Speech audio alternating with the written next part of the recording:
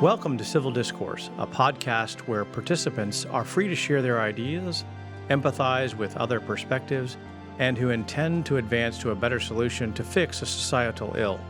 We will focus on topics that are particularly complicated. In a time where information is from sources more opinionated than ever, our mission is to find solutions and goals to accelerate the nation's progress with cultural impunity. I'm your host, Todd Furniss. I'm Todd Furniss, your host. And as always, I encourage you, if you like these videos, to please like, share, and subscribe. We put these out every week, and we hope to encourage a conversation around the issues of the day. One of the things I've been thinking about, and before I get into today's content, is the issue of stepping back and reflecting on the broader issues of the day. And I'm kind of tossing around the idea of a 5-minute or so brief that would happen on Wednesdays that would be called Upon Reflection or With Time to Think. And the idea would be that I'd talk about a specific issue or set of issues that I think come together in a way that is not being discussed in the media or in the popular culture, but really raises issues that ought to be addressed and that aren't necessarily easy to or simple to rectify. Today will be a little bit of an example of that, but I wanted to kind of tee that up and get some audience feedback from that. I'm pleased to report that my podcasts are have now enjoyed over 160,000 views since we launched. We're adding views on a daily and weekly basis, and I'm really grateful that people are interested in what I have to say. And I'm also grateful that there seems to be a need for this and an opportunity to speak to the issues that are so critical to our culture and our nation, our society, because I think they affect us at a cultural level, an economic level, and a political level. Now, I'm trying not to get involved in the political issues in these podcasts. My real goal is just to talk about the issues that really need to be unwrapped and solved. I'll give you an example of one of the issues that has come up. I've talked about some of this in the radio interviews I've done and some of the TV interviews I've done over the course of the last couple of weeks. It seems to be coming up in the context of COVID.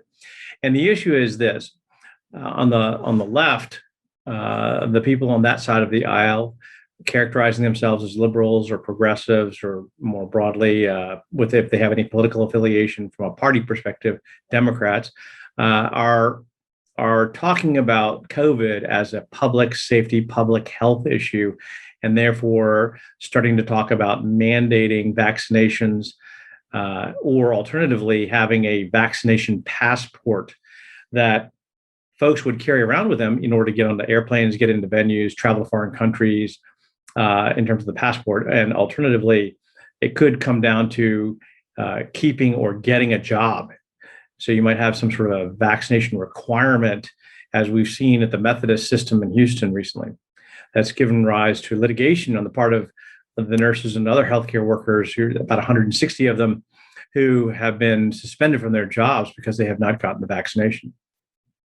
On the other side of the aisle, people who are construed as libertarian or independent or Republicans, if they have a party affiliation, are considering this a limitation of their own rights, or really, if I am more direct about it, they say that the left just wants to control us, that it's all about advancing the role of government, that is a regulatory issue, and it's overreach, and it violates their rights in some way. And I want to frame the issue in a little bit of a different way. I think that there's a conversation underneath of these exchanges that I think is more important. And I think that the exchanges become what I would characterize as intellectually lazy. If you're throwing attacks at people in the context of a defense or an argument, and you're saying you just want to control me, that doesn't feel particularly sincere or helpful in advancing the discussion. To say you don't believe in science if you haven't gotten the vaccination, or if you contest Dr. Fauci's issues or his standing on something, also seems to be very intellectually lazy. So let's see if we can find out what really is going on. And I'm going to tee it up. I don't have all the answers, nor do I pretend to, but I do want to tee up the question in a different way. Our nation has been facing and dealing with a tension since its inception. And the tension is between the rights of the individual and the rights of the collective, meaning the rights of the group or the population at large. And we started this conversation. In fact, our government was formed in a way with two legislative houses, if you will, followed by an administrative or executive branch approval required in the absence of a veto override to pass laws. And the reason for that was in part because there was a sense that any law passed was necessarily an abrogation or a compromise or a limitation on individual liberty. And so the idea was it should be hard to pass laws because in the common law system, as we have in the United States, individuals have and companies have the right to do anything they want except that which is prohibited by law. Now, by contrast, in civil law countries, it's exactly the opposite. You only have the right to do those things which are expressly permitted by law or in rights that have been granted through law or regulation or statute. So what will be examples of civil law countries? Brazil, Poland, Spain. And you'll note that I'm not trying to include those which might be a catalyst for other arguments. But there are many civil law countries out there. The US and England and others are common law countries. So the idea here, first and foremost, is that as a common law country, we seek to make fewer laws than more laws. And we tend to want and allow market forces to come to bear in an effort to solve problems. Now, in all candor, market forces don't always work. And we have to be mindful of that. And we have to also say that in those instances where market forces don't work, that doesn't mean that the problem goes away. It just means that market forces don't provide us with a solution. An example of that right now is broadband distribution. A goodly portion of the United States does not have access to broadband. And the FCC, the Federal Reserve Bank, Department of Commerce, and countless other governmental bodies at the federal, state, and local level are all recognizing this is a problem that needs to be addressed. But how do you address it? If market forces don't work, then there has to be a different solution. And it may be a tapestry of business models that need to be employed to get broadband extended to more people so that more people can not only access the web through broadband speeds, but as importantly, have access to healthcare, education, jobs, and every other element of the contemporary economy. So backing up to the issue of the day with regard to COVID and how this relates to the bigger question, the issue in my view is the dynamic tension between the rights of the individual versus the rights of the collective. So we found a number of instances, and the easy one from a health perspective is to talk about smoking. We don't allow people to smoke in planes, in restaurants, in bars. And the reason we don't allow that is because it's been determined that the adverse consequences of secondhand smoke are such that it can cause problems for those who are not smokers themselves and don't have the ability to protect themselves from secondhand smoke from those who are smoking nearby. So we made a decision as a country that in the vast majority of instances, you're not allowed to smoke in planes, restaurants, and bars. Now, at the other end of the spectrum, we've got a question around having vaccinated over half of the adults in the United States right now. Another 10% of the adults in the United States have had COVID already, which means they have antibodies. So we're probably between 60 and 70% of the population. There's probably 5 to 10% of the population that has a natural immunity to COVID. And then there are a group of people who probably shouldn't be vaccinated for medical reasons and countless other reasons. So, for example, should children be vaccinated? Well, we don't know that they have a particular immediate threat from COVID, and the adverse consequences to children seem to be fairly insignificant. Yes, they can happen, but it's very rare, less than 1% of the time. And children's immune systems are such that they usually bounce back quite quickly, and they are seldom, if ever, hospitalized or intubated, or much less suffer more dire consequences. So we really need to think about that population not being included, and the other population that I've spoken about often, just because we don't know. I'm not saying the vaccine's not safe. I'm just saying we don't know of the effect on women of childbearing age. And we don't know what that means to either the opportunity to have a child, or what the implications would be for the child after a mother has had a COVID vaccination. Again, I'm not saying that there's anything to worry about here. I'm just saying we don't know. And so, in the absence of data that kind of helps us understand this problem better, then a caution or a cautionary approach would be wise.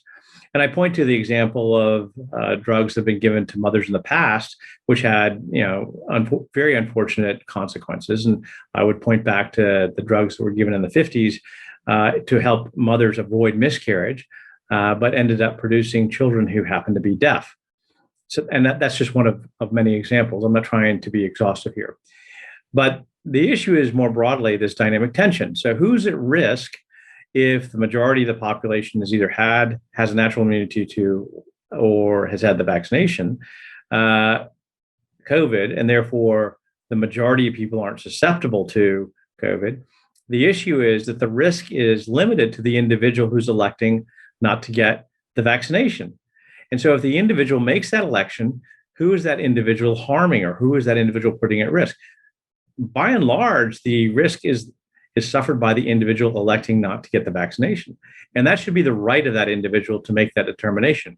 It shouldn't be the right of other people to force, directly or indirectly, that individual to have the vaccination. So, for example, an indirect example of forcing somebody to do something would be to say, you're not allowed to travel on this airplane, or you're not allowed to get in this train, or you're not allowed to get on this bus, or any other form of public transportation or private transportation, because you haven't had a vaccination. You're not allowed to come into this venue, meaning this office building, or this theater, or this stadium, or this arena. Instead, what you have to do is you have to get a vaccination and prove that you've gotten a vaccination in order to gain access. I think those are bad ideas, and I think they're ill-founded. And I also believe that they cause the kinds of aberrant behavior and really a frustration that's unhelpful also. So when we get back to the issue, I think the real issue that we as a nation are really grappling with, the issue that we as a nation are really grappling with, is the issue of, at what point do the rights of the individual take priority, or I should say it differently, at what point do the rights of the individual no longer take priority to the rights of the collective? Now, another form of this conversation that nobody really wants to talk about is the issue of obesity and how it ties into the rights of the individual versus the rights of the collective. If one were to assert that there's a public safety concern or a public health concern because I have to pay for the adverse consequences of someone else's behavior, and therefore it becomes a public health and a more public issue where the rights of the collective should take over, then we have to ask the questions around obesity. And we've heard a lot recently about the FAA saying, hey, we need to recalculate our flight safety metrics because human beings have gotten bigger. Not only have we gotten taller, but we've gotten wider over the course of the last 30 or 40 years.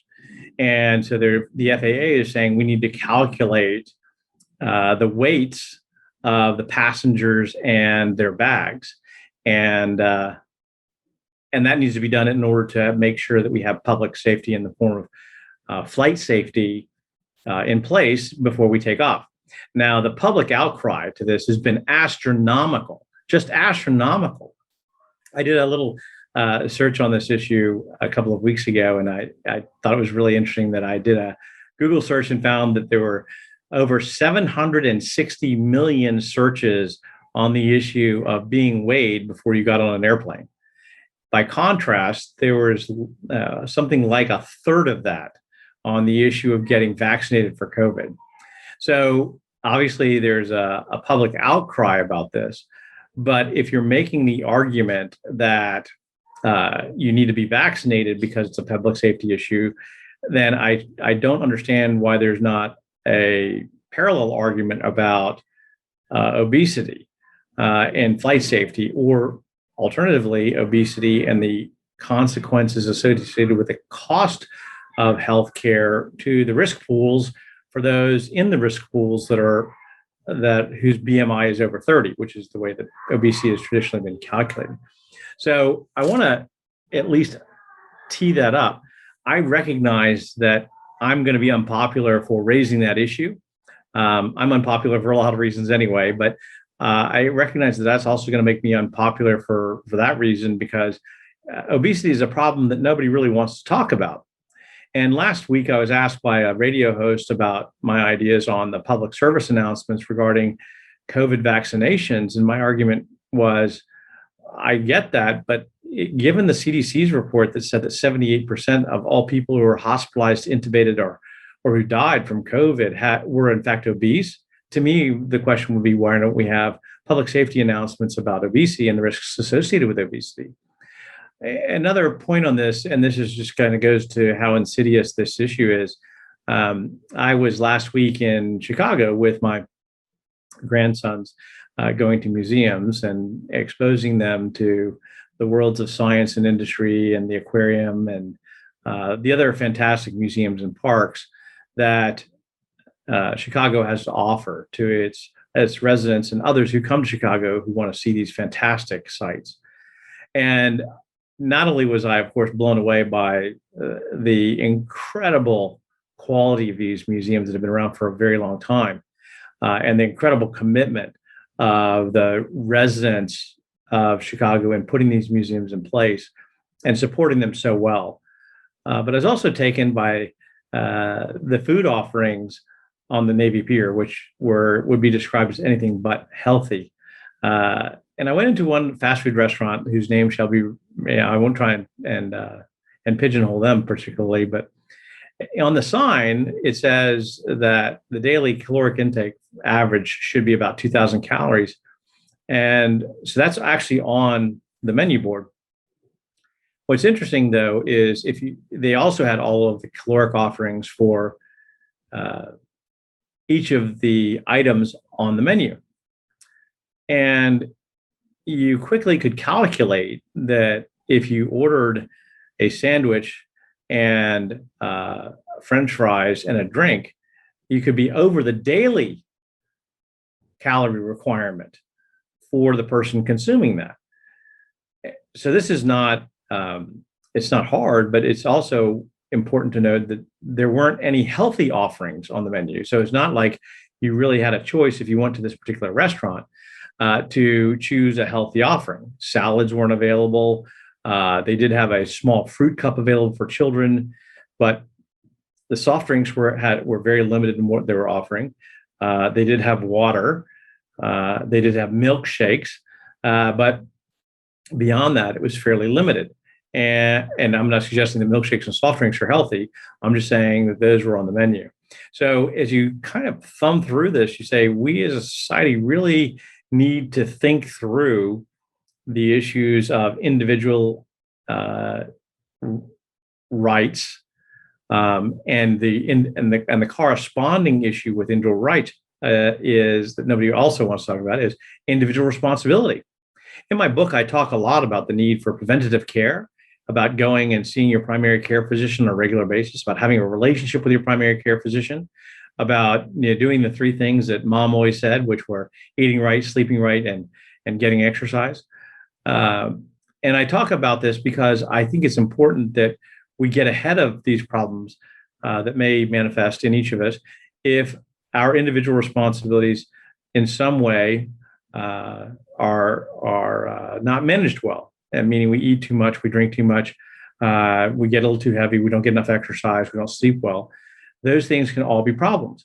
And I also don't want you to think that I'm saying this from a point where I think I'm perfect. I've got these same issues myself. I'm always struggling to get the right amount of exercise and to get a good night's sleep. And I recognize that it's hard for people to do all these things. I'm not suggesting it's easy at all. All I'm saying is that this is another issue that we need to try and get our heads around and figure out how can we create a better environment for ourselves and for others around us, where we can not only exercise our individual liberty, but also exercise our individual responsibility in a way that really helps everyone in our community. So when you take care of yourself, you're taking care of a piece of the community. You're a member of the community. And so we have to keep that in mind as well. And recognize also that there will be instances where the rights of the collective do take priority, like smoking in restaurants and bars and airplanes. So these are not easy questions to answer at all times, and it takes some thinking. I'm hopeful that I can be helpful in at least catalyzing some conversation around this. I recognize it's not all going to be welcome. I recognize that sometimes it's going to be hard.